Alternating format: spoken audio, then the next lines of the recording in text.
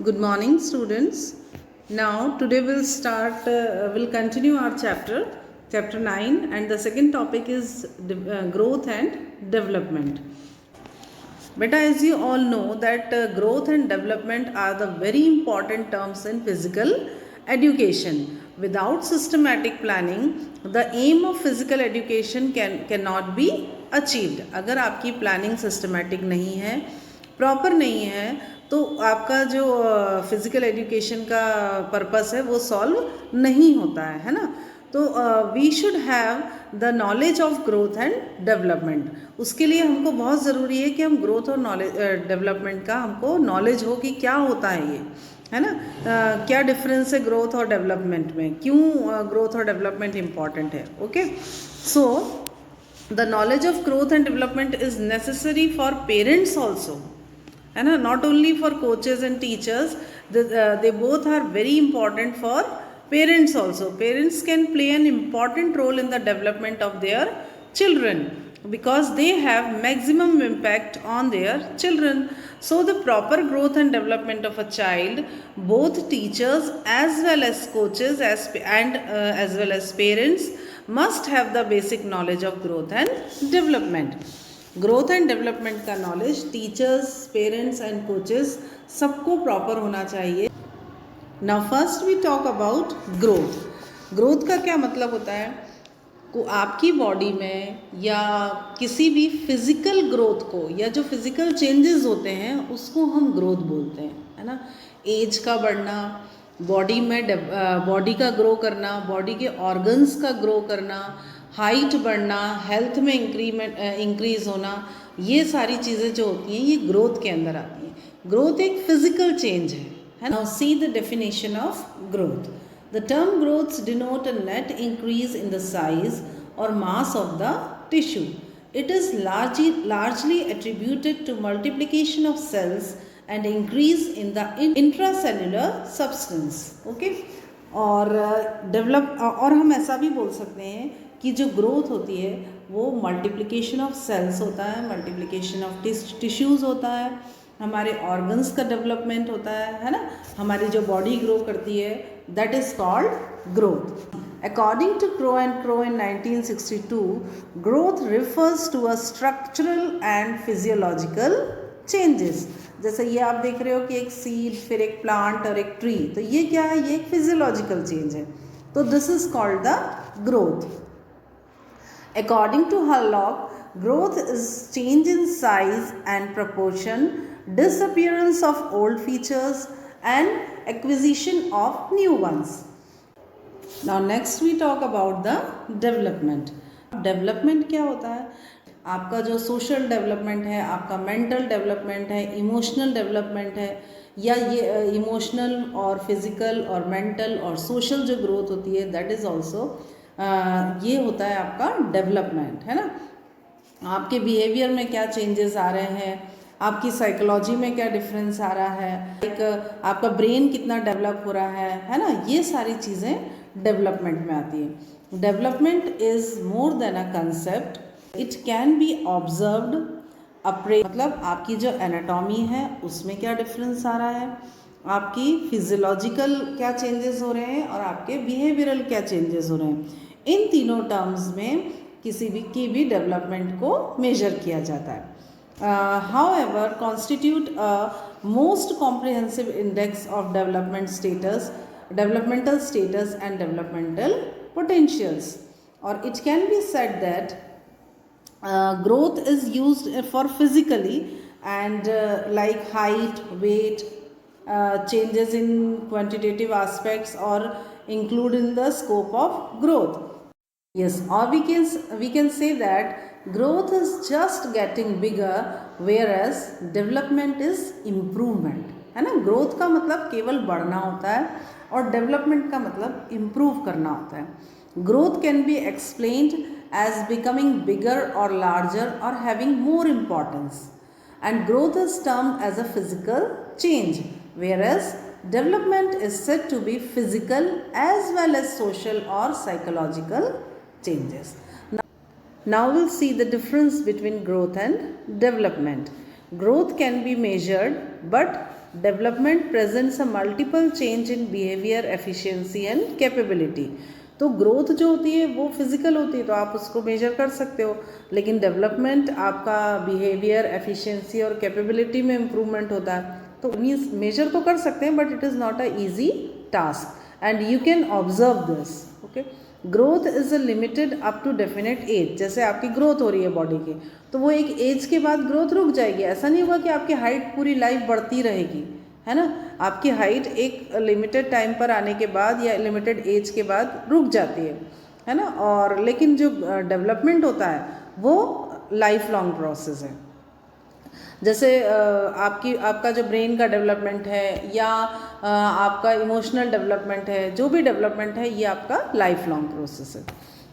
Yes, next is growth is a part of development. Growth जो होता है वो डेवलपमेंट का एक पार्ट होता है, और डेवलपमेंट क्या होता है वो इट इज़ वेरी कॉम्प्रिहेंसिव, है ना। Growth is included in development. Growth development के अंदर आता है। क्यों?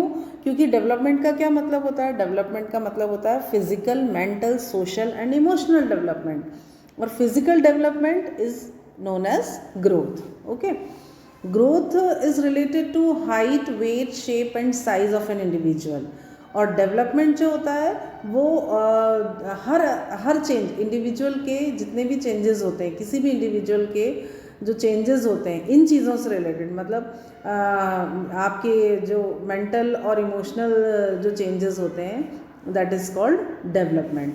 Development does not necessarily take place along with the growth. ऐसा ज़रूरी नहीं है कि ग्रोथ के साथ डेवलपमेंट हो, है ना। कई बार ऐसा होता है कि कुछ किसी की बॉडी का वेट इंक्रीज़ होता है, हाइट इंक्रीज़ होती है, लेकिन उनमें कोई डेवलपमेंट शो नहीं होता है।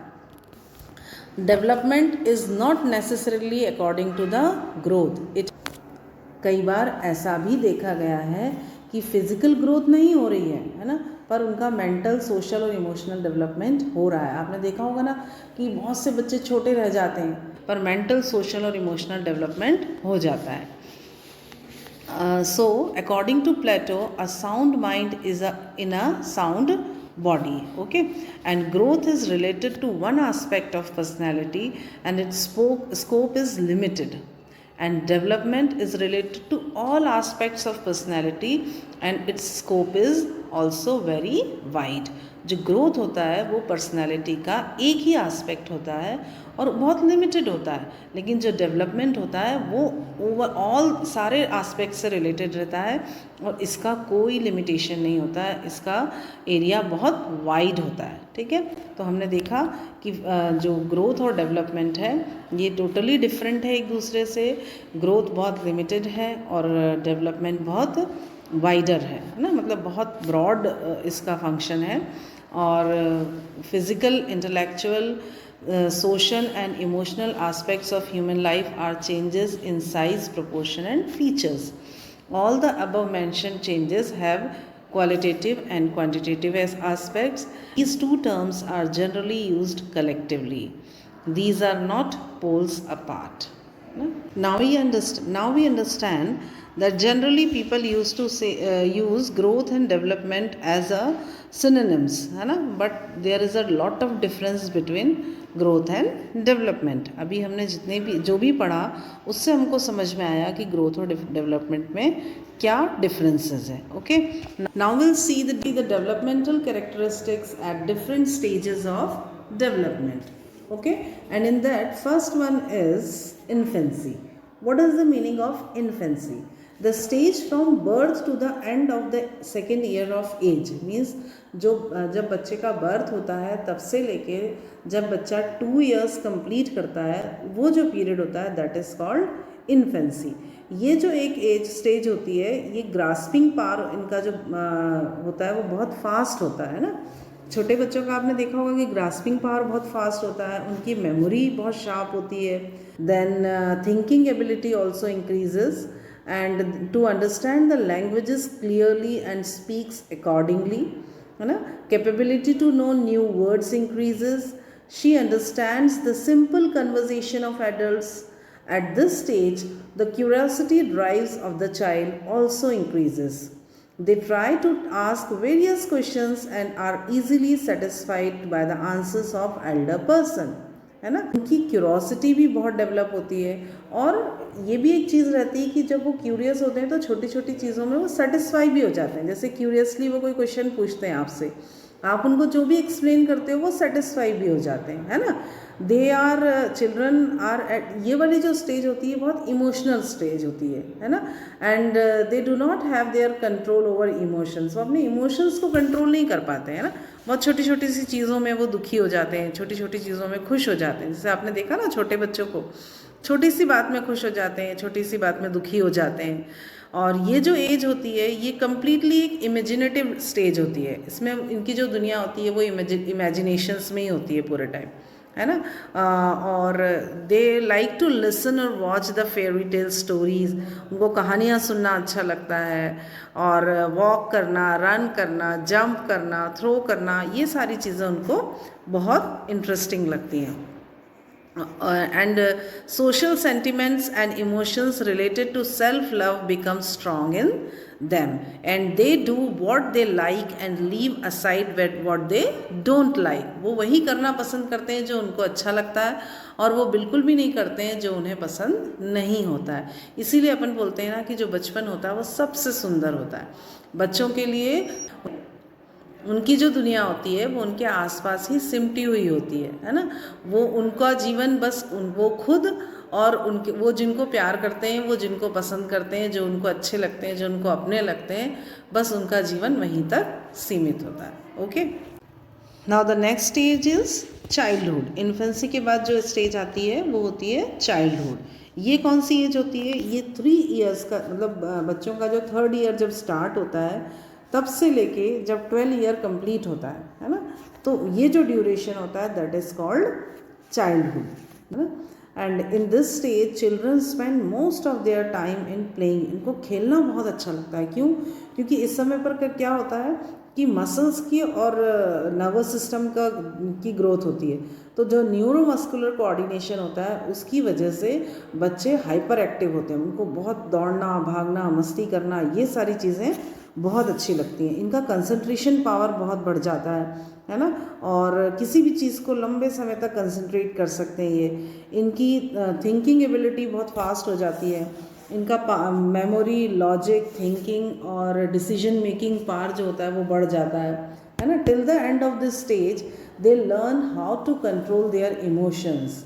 जैसा हमने देखा कि इन्फेंसी में क्या होता है कि उस समय तो इनका इमोशंस पर कोई कंट्रोल नहीं होता है ना. लेकिन इस स्टेज में, चाइल्डहुड की स्टेज के एंड तक आते आते, मीन्स जब 12th ईयर कंप्लीट होने वाला होता है, इस स्टेज तक आते आते ये बहुत स्टेबल और ऑप्टिमिस्टिक हो जाते हैं. एंड इनका अपने बिहेवियर पे भी काफ़ी कंट्रोल हो जाता है ना.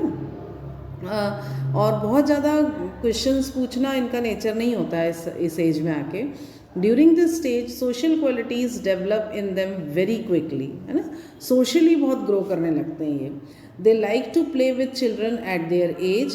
They are able to adjust their behavior in the society owing to the appropriate development of social qualities. और इस स्टेज में ये बहुत करेजियस होते हैं, इमेजिनेटिव होते हैं, रिसोर्सफुल होते हैं और एडवेंचरस होते हैं. They are usually blind follow the person whom they admire. मतलब जो जिसको भी ये पसंद करते हैं उनको एकदम ब्लाइंडली फॉलो करते हैं. ये अपना दिमाग नहीं लगाते हैं कि क्या सही है और क्या गलत है. They like to copy the deeds and actions of their famous heroes about whom they hear, read or watch. At this stage they have the best motor learning ability. So we have seen the difference between infancy and childhood, है ना. Infancy जो था वो क्या था, 0 to 2, and childhood it was 3 to 12. और next we talk about the adolescence. Okay.